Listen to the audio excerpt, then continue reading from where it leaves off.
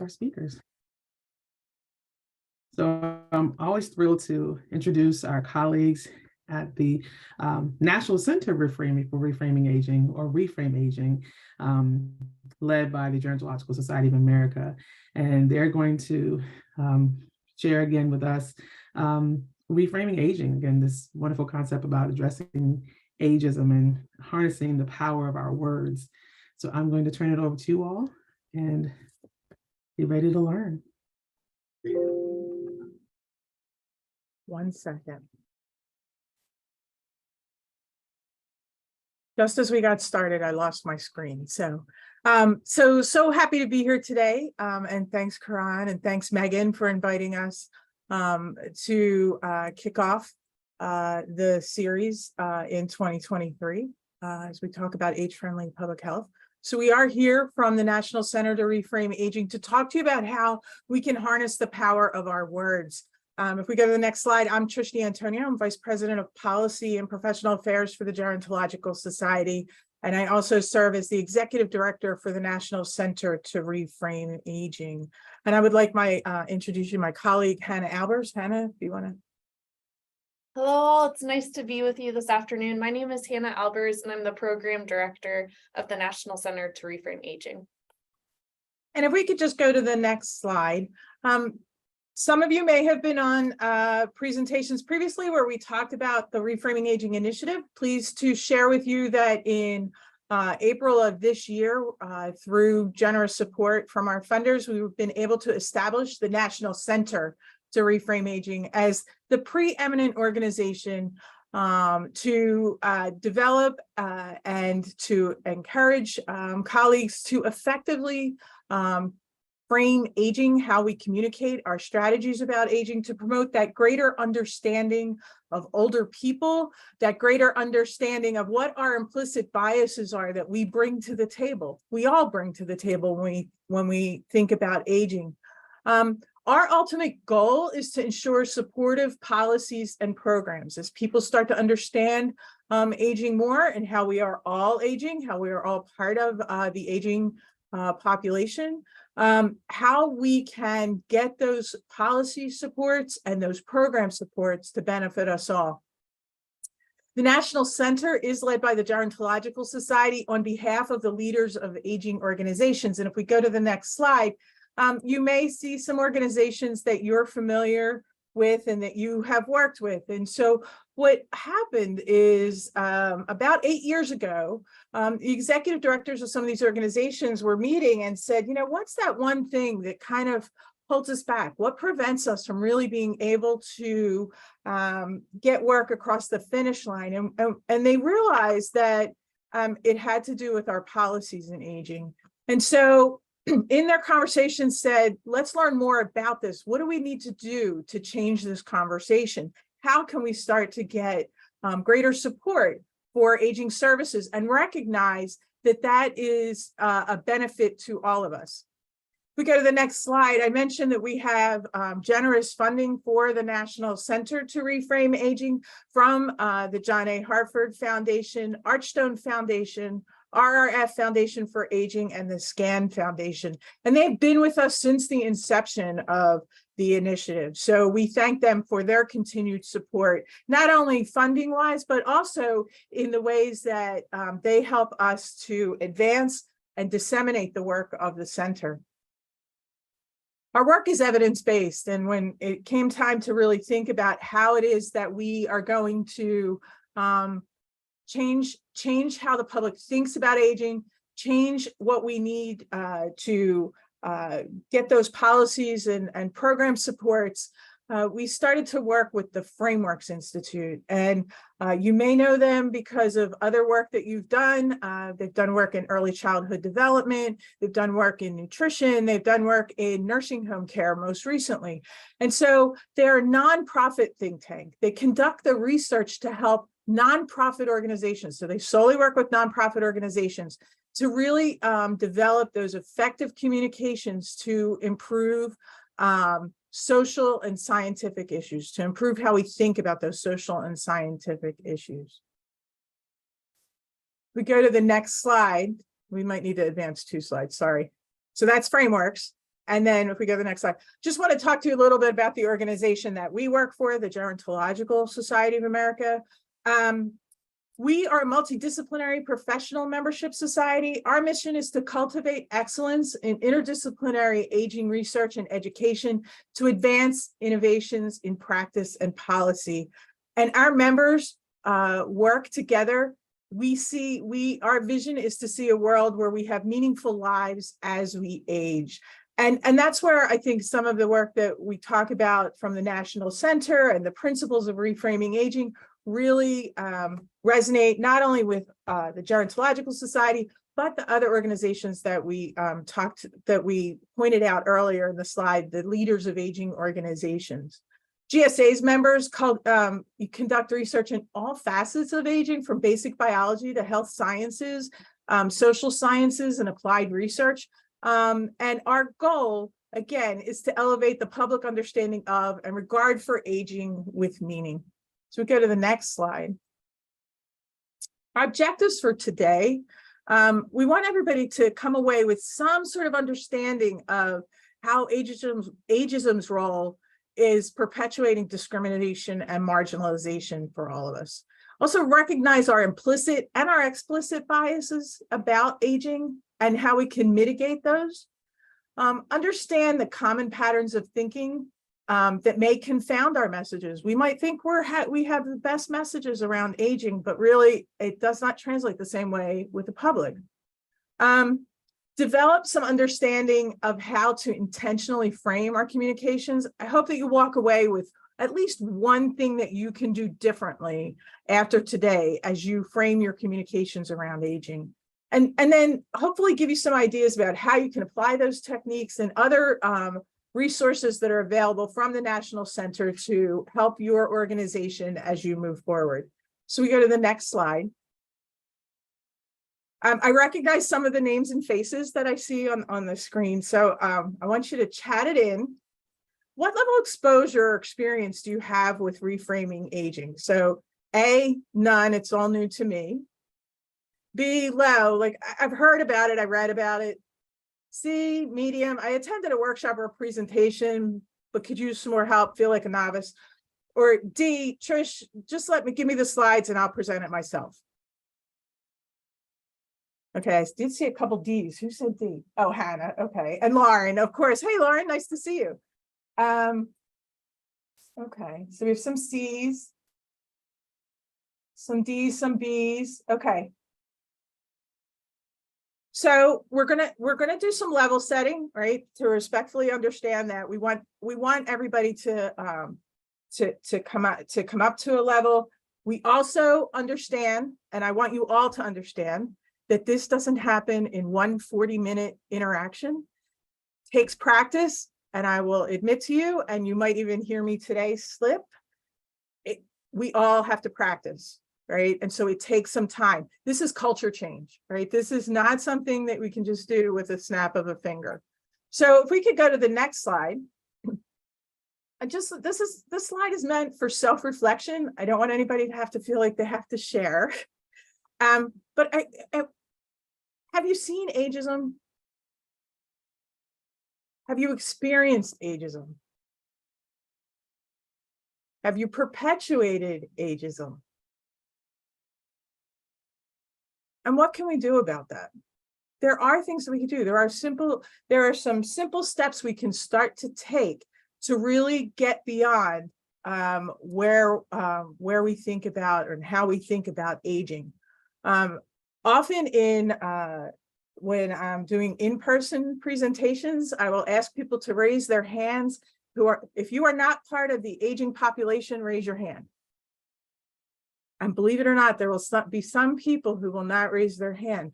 And it's because we tend to think about the aging population as a certain age group. And it's usually 10 years older than me, right? It's not any specific age group. It's 10 years older than me, regardless of how old I am.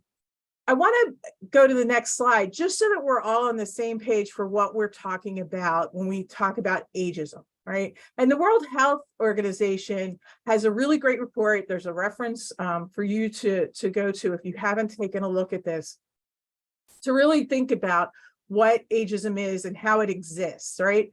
So we're talking about discrimination against persons of a certain age group. Now, when I asked you if you've experienced ageism, you could experience ageism across the life course, right? I mean, anybody not ever heard any statements about millennials, or that person's too young, they could never lead this organization, things like that. So it's across the life course. What we do know, and what the reframing aging work and the principles are around, is how we think about older adults, older people. So this does lean heavily on older people and our thoughts about age in that perspective. But we recognize that aging is ageism is a life course issue, right? So in the World Health Organization report, they talk about how ageism exists in several different forms and exists on multiple levels. So just to kind of think about the several forms, right? It's how we think, it's how we act, and it's how we, how do we direct attitude towards people based on their age, right? And then on multiple levels, right? It can be interpersonal, right? Someone just says something outwardly to you about your age, right? It could be institutional. There's sometimes forced retirement ages, depending in some organizations, right? It's the rules, the norms, the policies. It doesn't necessarily have to be at a federal level. It could be right in a specific organization, right? How that kind of informs the organization. It could be compassionate. Think about elder speak. Oh, sweetie, you don't look a day over 30, right? That's denying someone their age and their experience, right? And the wisdom that they've accumulated over the years. And it could be self-directed, right? How many of you heard someone say, I'm not going to say that maybe you said it yourself, how many have talked about a senior moment when you forget where you put your keys or where you parked your car? Or how many times have you heard someone say, oh, I have this awful pain in my back, I guess it's just getting older, right? And those of you who've heard me speak before, and I will say this all the time, so I'm a pharmacist by training. Yes, we recognize that you may have a pain someplace. And yes, we recognize that you've celebrated so many birthdays. It's not, you don't have the pain because of your chronological age. Go get it checked out. Do not assume that it's simply because you're the age 69 that this is the problem. And that's so important to get across to people, right? Because if we take a look at the next slide, we know that there is impact and the cost of ageism in our healthcare systems, in our systems, right? So we know that from research that there is an excess healthcare cost because of how we approach treatment, because of how people think about themselves for treatment, and what people think as far as chronological age versus functional age in approaches toward treatment for different therapies, different healthcare costs. So let's take a look at the next slide. So Dr. Becca Levy and her colleagues at Yale University have studied and calculated the cost of ageism. 1 year's cost of ageism in our healthcare system is projected to be roughly $63 billion. Now note that's 2017, 2018. We know inflation, that number could be higher. But think about that. Think about every day in our health systems, in our public health systems, in our work, how we're fighting for dollars to support across the life course, to support our communities. What could we do with $63 billion? And if we look at the next slide,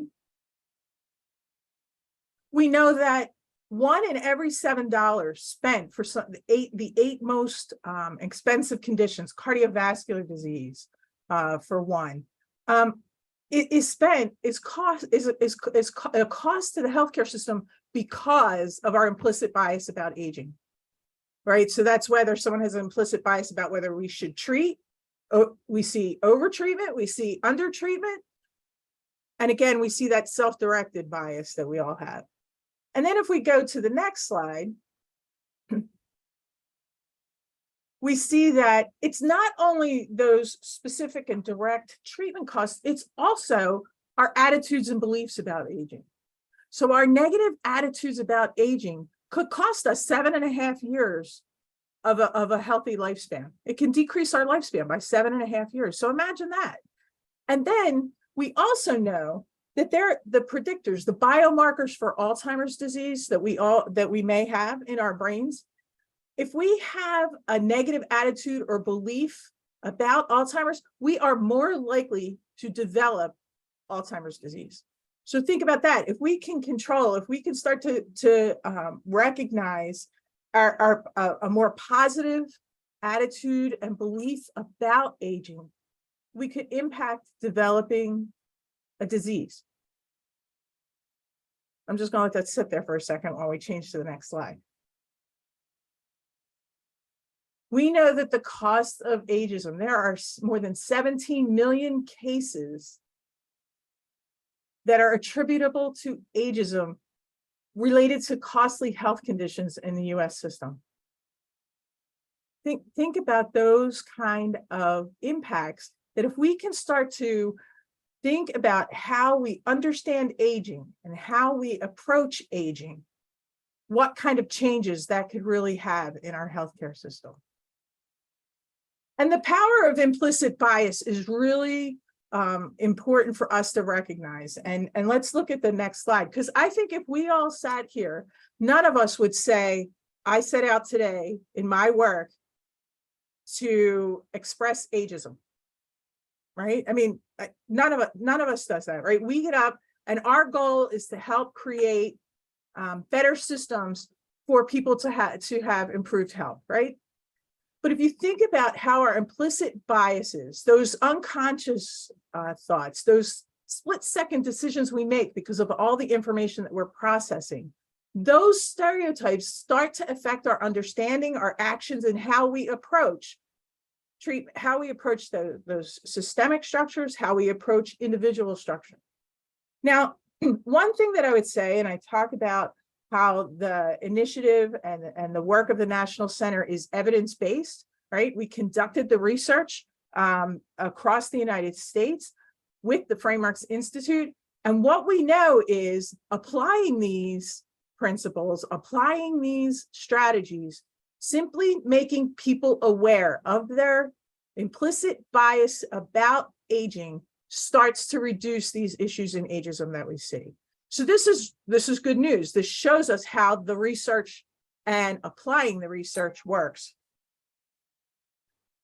What we learned in our research, and if we go to the next slide, is that age discrimination or ageism really isn't recognized as a problem by the public. In those interviews with the public, and Hannah's going to go into this a little bit more in detail, it's considered a less serious form of discrimination. It's not considered a policy issue. It's just not on the radar screen for most members of the public. And then when it is, it's seen in this fatalistic way as just an issue that's impossible to address, right? I don't want to spend time on older people. I want to shift to kindergartners because they're our future. Now, what we would say from perspective in reframing our messages is, we want to benefit all of us as we age, right? And investment across the life course, investment in aging services, investment in aging research benefits us all. Think about the caregiver, right? Think about the family members who are impacted. Think about the older person and their independence, right? So all of this fits into this concept. I talked about, if we go to the next slide, I talked a little bit about negative attitudes towards aging. And I don't know if you all saw it, and Dr. Becca Levy from Yale recently, I want to get the right title, Breaking the Age Code. She wrote a book for the public to read that's based on her research and that positive thinking about aging, our positive age beliefs have a positive impact on our health. It increases our longevity. And so, I talked about how negative beliefs impact us by decreasing by 7.5 years. Positive beliefs increase our lifespan by 7.5 years. This is simply by how we think about aging. I mean, this is just, I hope this means as much to you as it does to me. It's so incredible that just how we think about it, it reduces our stress, it protects us against dementia, increases our longevity. And that just is so profound to me about how we communicate about aging, how we train our thoughts about aging really can make such a huge difference. So with that, I'm going to turn it over to my colleague, Hannah, who's going to talk a little bit more about why framing matters. Thanks, Trish, for laying the groundwork of why this is so important and why we are so grateful to be here sharing with you all the good news of reframing aging. So, Karan, if we can go to the next slide. When we talk about framing, it's helpful to have some common understanding of what we mean by that before we share some of the core principles of reframing aging. So on the next slide, we see that framing is really just a set of choices, right? If you think of the last time maybe you were talking to a friend, a family member, a partner about going on a trip somewhere, and when you were presenting your thought of where you wanted to go, you were making a choice about what to emphasize, maybe the scenery, the activities that are in the area, the wonderful time that you might have. You're choosing what to emphasize, you're choosing what to explain, and you're also being intentional about what to leave unsaid, maybe how long it might take to drive to this destination or how much it might cost for a plane ticket. Right. And sometimes we're making these choices very intentionally. If you think about the last piece of communication you put out, you likely poured over each word and made these decisions intentionally, but we also make these unintentionally and kind of subconsciously, and it just kind of happens. So when we're able to be strategic in how we're framing our message, it has a really powerful impact. And the next slide shows us how that happens. So what the research shows is that when a frame works, when we frame a message well, knowledge about aging increases, attitudes towards actions and solutions improve, and policy support for programs and funding grows, which is huge, right? So if we're able to shift our communication, that leads to people talking differently, more positively, more accurately about aging. And once they start talking and thinking differently, we'll start to see that behavior change and the increased support for the policies and programs that we all need as we age. So this is the power of reframing. And when we think about aging specifically, the why we need this, on the next slide, we see the gap that exists. So when we think about in the aging field, those of us who kind of work in this day in and day out, when we think about some of these questions about aging, the way we might respond, the way those who interact with older people, work with older people might respond is totally different than how the general public would respond to those same questions. So as someone who works in aging, if someone asks me, how should we approach aging? I would encourage that person to embrace it, right? As Trish told us, it's something we're all doing. And that's a wonderful thing. We're all part of the aging process, and we should be celebrating that.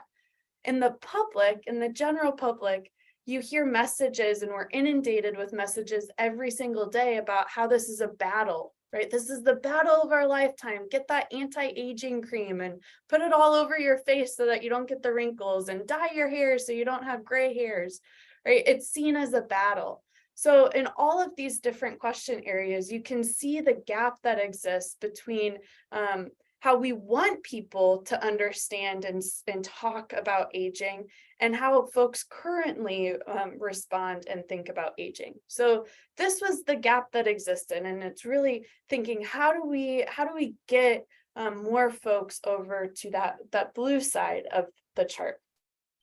So if we go to the next slide, this is a primary reason that framing is so important, and it's because of we as communicators, what we call the you say, they think problem. And that's where we, as an expert, we've pored over the words in our message. It makes perfect sense to us. We check it even with our colleague, maybe down the hallway in the office. We send it to someone else who's also in the field to make sure that it makes sense. And it makes sense to us, right? And then you put it out into the world, and somehow it elicits a totally different response than the one that you had intended. An example of this you say, they think challenge is the use of the word elderly.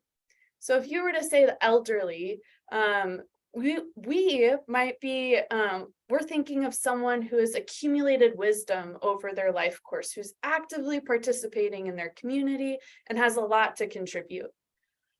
What the research showed us is that the public actually, when they hear that word, they're likely to think in that split second, they're likely to think of someone who is frail, dependent, and not actively contributing in their community in any way, and is rather dragging down their community. So you can see how that one word elicits a totally different response than maybe the word that we had intended. And then the next slide, you'll see the power of shifting our words, right? So if we say we're all aging, that can elicit this idea that I'm a part of this. I have a collective responsibility to support the programs, policies that are going to support all of us as we age, my community, and I have a collective benefit in being a part of that. So you can see how that shifts someone's interest and engagement with the work that we're doing. So now that we understand a little bit more about what we mean when we say framing, let's talk about some specific framing strategies that we want to advance. So if we move forward 2 slides, Karan, we have an outline here of some of the strategies that we want to include in our message, right? So just some pivots that we can make when communicating. The first is that we want to talk about the process of aging as building momentum, that this is, you have accumulated wisdom over your life course, you've accumulated experiences, and that is wonderful. And we want to continue to build on that momentum. We want folks to offer that to their community and be engaged, because that accumulated wisdom has a lot of benefit.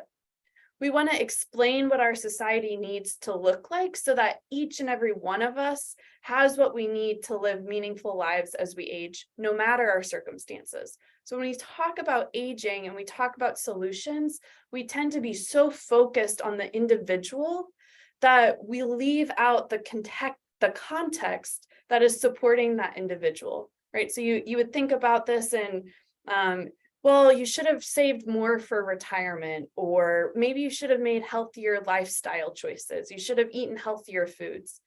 But your ability to make those decisions are so surrounded by your community. This is something that you all in public health know so well, right? Those social determinants of health are huge in determining someone's ability to make those individual decisions. And when we talk about the experiences of frailty, we want to do that without relying on the paternalistic language that we so often hear. So another way that we speak of this is elder speak. And that's the, oh, honey, oh, sweetie type of language that you often hear when folks are speaking with an older person. And then we want to highlight policy changes and solutions that will better support all of us as we age, right? And this is this idea that there are innovative and creative solutions, that we want to talk about ageism and age discrimination as something that can be solved. This is not inevitable. This is something that we have the ability to change the course of. And on the next slide is one of our favorite examples of the building momentum in practice. And this comes from our friends in Boston, Age Strong Boston, who had this opportunity to rebrand their senior shuttle buses, which is a critical resource for older adults in the Boston community, right? And this is something that we've likely seen in all of our communities, or hopefully we have something like this in all of our communities. And it allows people to get to their doctor's appointments, to participate in their communities. And when they rebranded the buses, they rebranded it with a new name. So on the left side of the screen, you see the senior shuttle. And on the right, it's rebranded and the text says, transporting Boston's most experienced people. Which bus would you rather get on?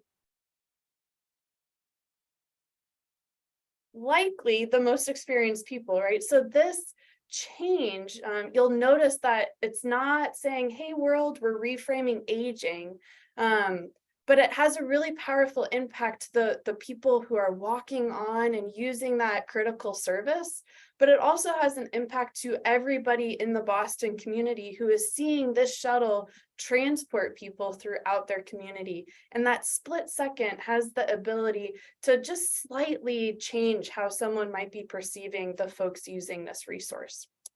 So we're going to take a break from hearing us speak and watch a quick video that explains one of the main traps that we have in our communication.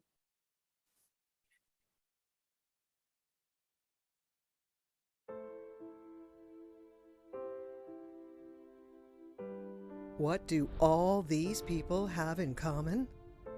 Every day, they're doing something that we're all doing too. Getting older. Aging is a universal, shared experience. But the way we talk about it can diminish and harm older people, even when we don't mean to. It's phrases that casually equate being older with being less valuable. It's imagery that too often portrays older people as needy or isolated. There's a better way to communicate about aging. We can stop othering older people by talking about us instead of them. A them statement segregates and blames. For example, older adults are a challenge for our healthcare system. They make a lot of demands on a system that is not prepared to care for them. An us statement is inclusive and helps all of us see ourselves in the issue and in the solution. For example, we need a healthcare system that is built to help all of us live well as we age. When choosing photos, images of diverse older people interacting with others send a more inclusive message. When we shift from them to us, we promote a more realistic, inclusive view of aging, reduce bias, and build support for policies and programs that can help all of us at every age. The Reframing Aging initiative provides free evidence-based tools to help us get there. Learn more at reframingaging.org.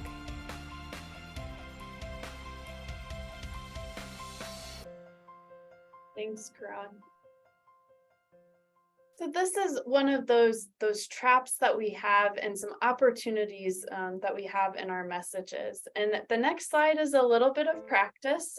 So I'm going to read this statement. And as I read this statement, I want you to jot down some ideas, put in the chat some of the words that you hear in the statement that might cue this us versus them thinking that we learned about in the video. Many people who are older are frail, vulnerable, cannot help themselves, and depend on others to meet their most basic needs. This leaves them at risk for all kinds of challenges and potential harms.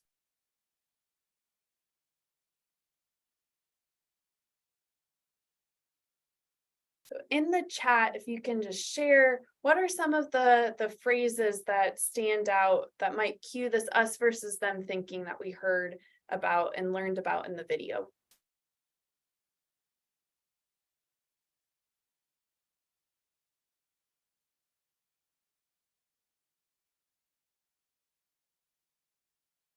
So frail, vulnerable, cannot, risk, they, them, use of we, and instead of use of we and us, cannot help themselves there. You all nailed it. So the next slide shows us the power of reframing our message. And we'll just read that quickly. When community bonds are weak, older people who are frail are more at risk of experiencing harm. We need to build solid connections and strengthen our social structure to better support older people, families, caregivers, and our entire community. So this is a way of talking about frailty using a social support metaphor that describes our society like a structure or building that depends on these beams and joists that support all of us. So on the next slide, if we can move to the next, every story needs a strong ending, right? And sharing a solution is what does that for us. And it has all of these powerful impacts. It prompts this can-do spirit that there are solutions, there are ways that we can address this particular issue or challenge. It avoids, and that helps us avoid the pattern of thinking that nothing can be done. It highlights how this solutions, how they benefit us all. It emphasizes that systemic or structural nature of a solution, and it avoids cueing that individual-based solution that we so often hear. And when we offer a solution, we want to be as specific as possible. And you all in your age-friendly health systems work know this well. So on the next slide is a graphic that you all should be very familiar with in your 6 C's, right? So these C's give you a really clear pathway of really specific solutions. It helps people envision, what does age-friendly public health mean? How do I do that? What does that look like, right? And when you talk about these 6 C's, when you detail what each one of them includes, that is a great example of a strong, specific solution that it really helps people imagine what you're talking about. So while we have opportunities, we also have communication traps that we want to avoid. And if we move forward 2 slides, Karan, here are some of the traps that we want to avoid. We want to avoid cueing individualism. We've talked a lot about that. We want to avoid using crisis language. So if you think about a tsunami and you have a tsunami coming at you, what is your solution to help yourself? Just to run the opposite direction. There is nothing I can do in the face of a tsunami, right? So when we talk about demographic change in using crisis language, what it does is it scares people away. There's nothing I can do. This is overwhelming. And they stop listening because it's so overwhelming that you just can't even possibly imagine how you could begin to address that, which is why it's so important to have strong solutions available. And then again, we've talked about the us versus them. So we want to avoid activating that and avoid telling the super senior story without the important context of the social determinants that help allow that to happen. So Karan, if we can move forward 2 slides, I'll pass this back to Trish to talk about reframing aging in the age-friendly ecosystem. So to allow time for questions, we'll skip this video, but I can share a link to the video in the chat. Thanks, Hannah. And again, thanks, Megan and Karan, for inviting us to be here today. And just want to kind of talk a little bit more about the network and the importance of how we are all working together, singing from the same, we might be singing different songs, but we're singing from the same hymnal when we talk about how we approach aging. And the network continues to grow in how we think about framing. And so if we go to the next slide, we're working through the National Center with the leaders of aging organizations, with the Frameworks Institute, with a national advisory board representing people working in all different facets of aging and communications. We work with like the age-friendly public health system, work with others in age-inclusive higher education, and working with age-friendly livable communities and with age-friendly health systems. So if we go to the next slide, really, how are we starting to build this? And when you think about it, as we are talking about our age-inclusive and age-friendly projects, it's really important that we have as a foundation our consistent communication so that we are improving how the public understands aging, right? So this is really something that ties all of these projects together, and that communication really can be key for all of us, right? To get those the supports that we need for those policies and those programs for these organizations. We could go, if we go to the next slide, when we talk more in depth and have a little bit more time, I want you to realize that we go really in depth about how these traps can really hinder us in our thoughts, and our research showed us these are the traps. These types of concepts are things that we thought were really important to make sure we brought forward, but how we can communicate some of this in a way so that people see the strategies we want to advance, right? When we want people to understand aging, right? What surrounds us shapes us, that social determinants that impact our health, that collective responsibility that we all have in supports for aging, and that recognition that, again, problems can be solved. We are a country of problem solvers, right? So if we were, have opportunity to work with you more intentionally and more in depth, we have additional services and tools and resources that we provide. If we go to the next slide, we can provide more specific engagements, interactive sessions that offer more participatory training in how to apply the principles of reframing aging in your network, in your work, in your individual organizations.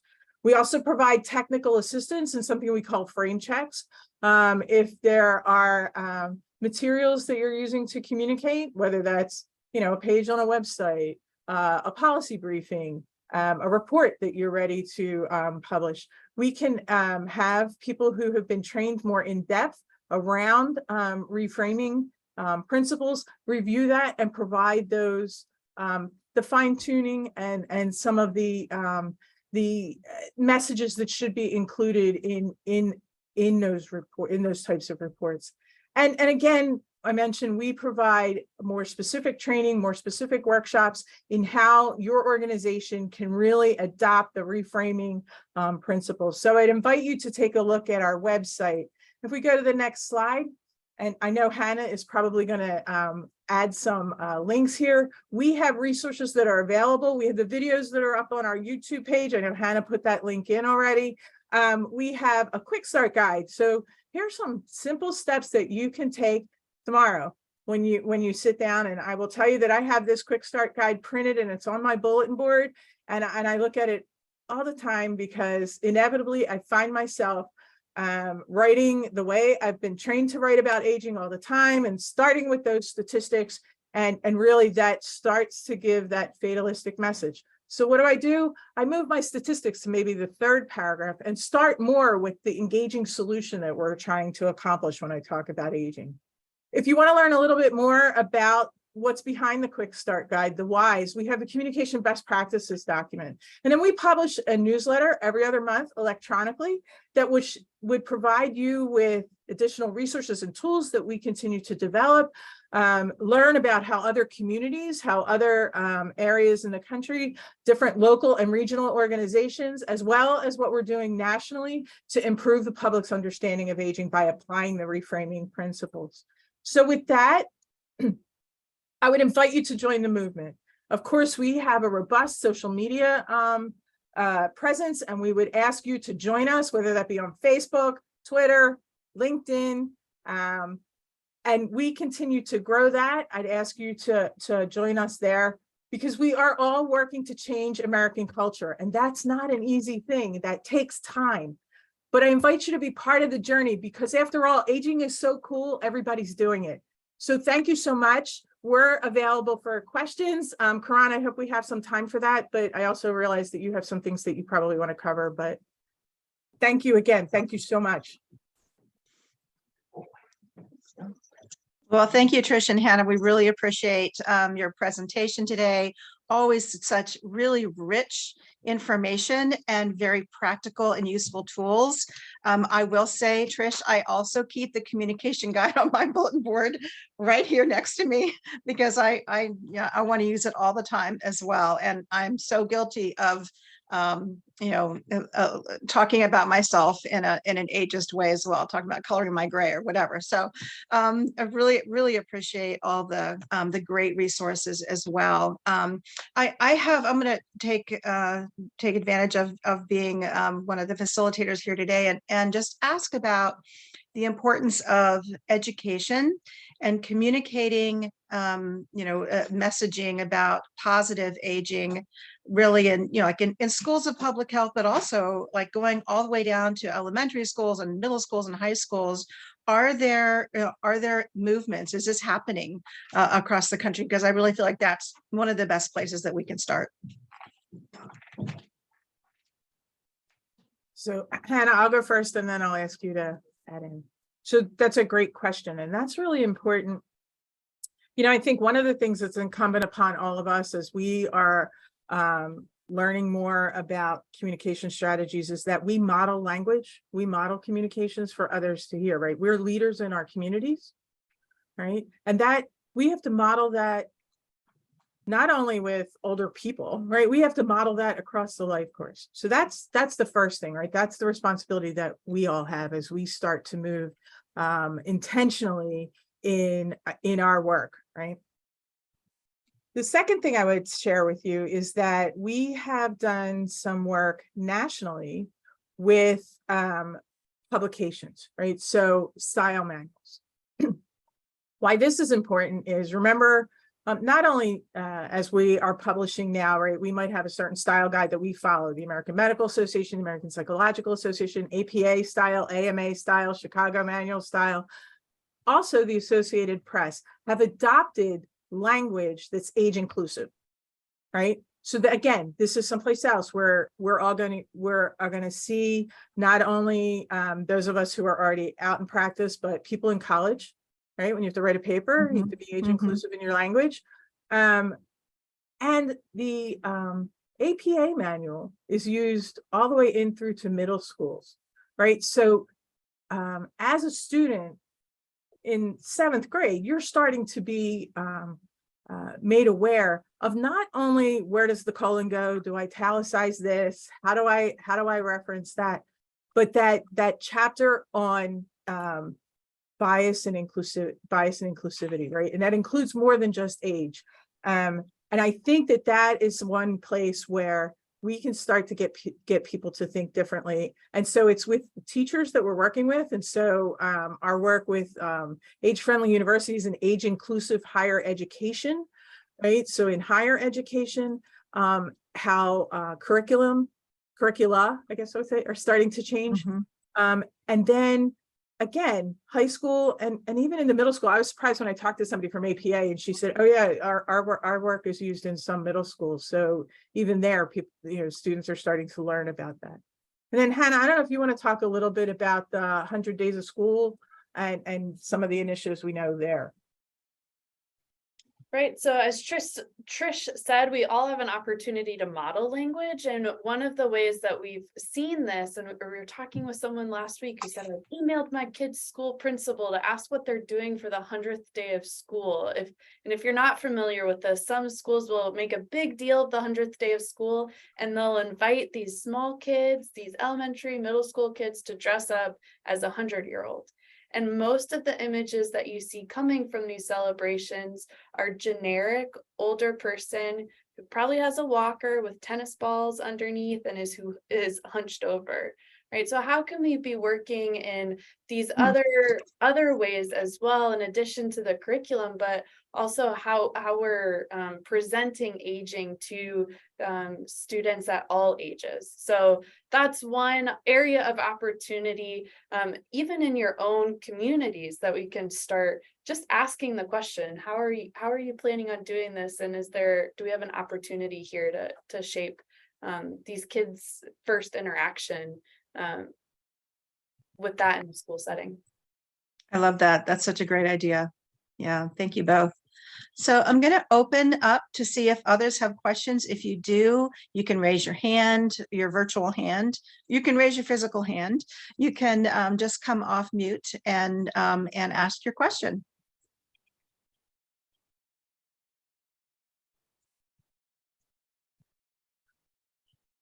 While we're waiting, I always have more questions. Yeah. Oh, Jane, you had a question. Go ahead, Megan, let please. me help too, Yes, please. This is so interesting to me because as Megan and team have worked on, Megan and Corona worked on with the National Center for Reframing Aging, we're talking sometimes with public health, who's had a focus, historically more on younger populations, maternal child, and thankful for that. But it's so interesting to me, Megan and Trish and Hannah, that even like ourselves, our foundation, and like AAA's, people that are dedicated, ageism is so ingrained that we have to be taught this, that we have to look at ourselves. And I just want to say I appreciate all that you're doing, and that it's even for those of us that we consider ourselves in aging, this is information we need to know and use. And I'll just thank you, Jane, because I think that's one of the, Trish and I will say, if you're talking with folks, especially people who work with older adults or work in aging specifically, we don't think of ourselves as ageist, and we're not. You don't wake up in the morning, you're like, what ageist thing can I do today? But we all carry this implicit bias towards age, and it's because of those everyday messages that we're inundated with.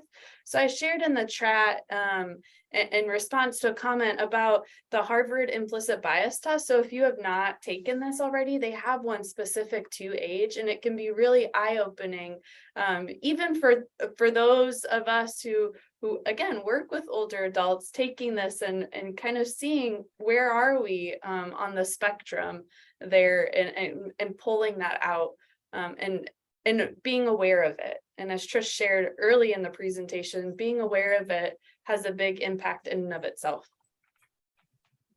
Which, if I could add, I would say is that's why it's important it's important to call it out when you hear it. When you hear something ageist, when you hear something that triggers the implicit bias about aging, you have to call it out, right? And make people aware of it. And it doesn't have to be like a hey you and pointing a finger. It can be done in a way that really can be educational for a person, who then will start to think differently and share with others that they work with too, right? In their personal communities.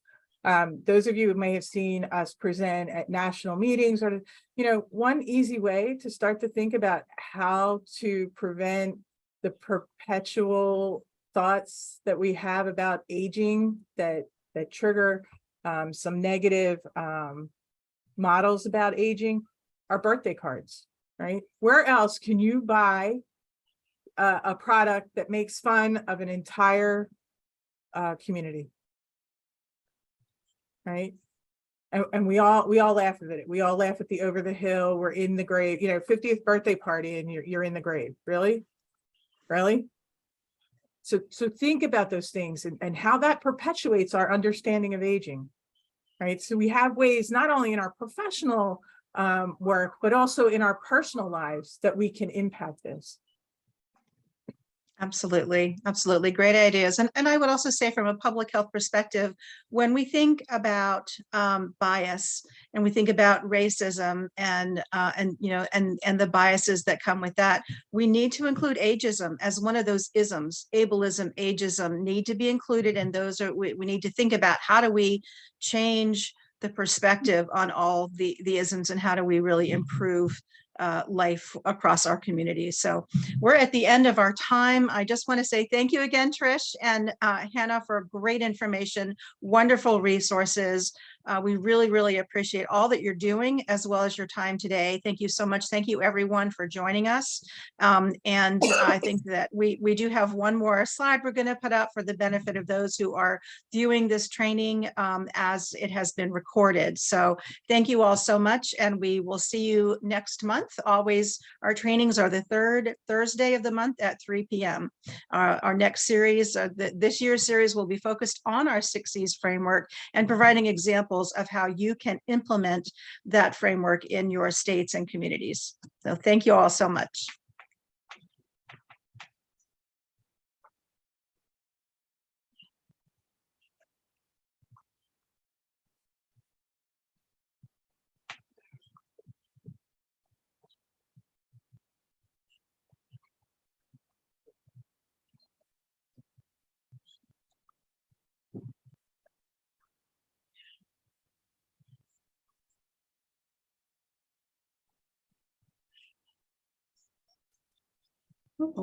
As Megan shared, if you are reviewing this as a recording, please pause your presentation now and navigate to the link mentioned noted on the slide to indicate that you have attended. Again, this is only if you're reviewing the recording of this training. Please navigate to the website noted on the slide. You can pause the video now and do so.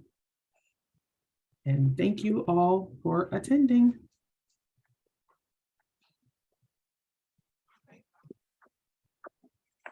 Great job, everyone. Thank you so much. Really, again, appreciate it. And great new information this time too. So great new tools. Loved it. Thank It was you. awesome.